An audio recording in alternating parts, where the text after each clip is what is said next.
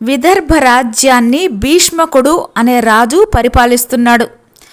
అతనికి 6 మంది సంతానం. పెద్దవాళ్ళు 5 పురుషులు. చివరి సంతానం ఆడపిల్ల. ఆ పిల్ల పేరే రుక్మిణి. శ్రీహరి గుణగణాలు విని పసితనం నుంచే శ్రీహరినే తన భర్తగా వరించింది. ఇప్పుడు రుక్మిణి యుక్త వయస్కురాలైంది. తండ్రి ఆమె వివాహం గురించి ఆలోచిస్తున్నాడు.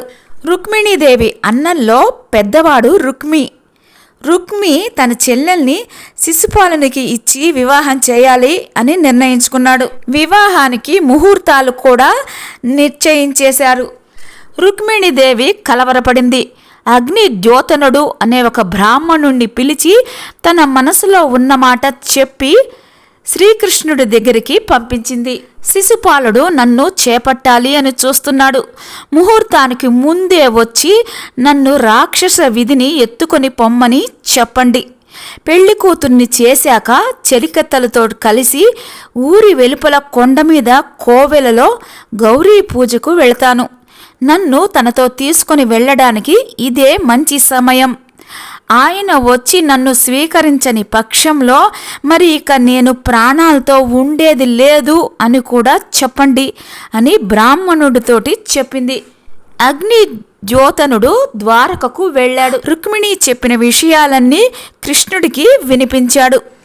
అన్నీ విన్న కృష్ణుడు అందంగా నవ్వుతూ, బ్రాహ్మణ వాక్యం నాకెప్పుడు శిరోధార్యమే, తప్పకుండా వస్తాను, మీ రాకుమారిని పాణిగ్రహణం చేస్తాను అని చెప్పాడు. అన్నంత పని చేశాడు శ్రీకృష్ణుడు.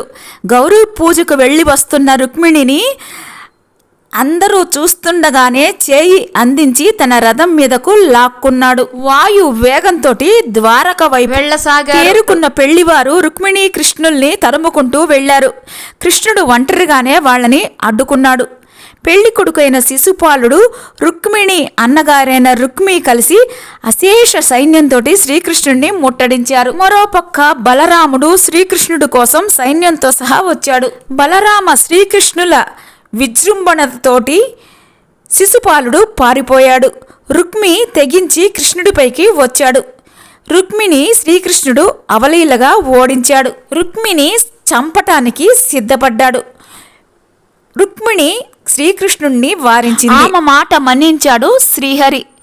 రుక్మి తలను మీసాలను గొరిగి వదిలిపెట్టేశాడు. ద్వారకకు చేరుకొని అక్కడ రుక్మిణిని వివాహం చేసుకున్నాడు. ఈ ఘట్టాన్ని ప్రతిరోజు చదవడం వల్ల ఆటంకాలు తొలగిపోయి త్వరగా వివాహం అవుతుంది.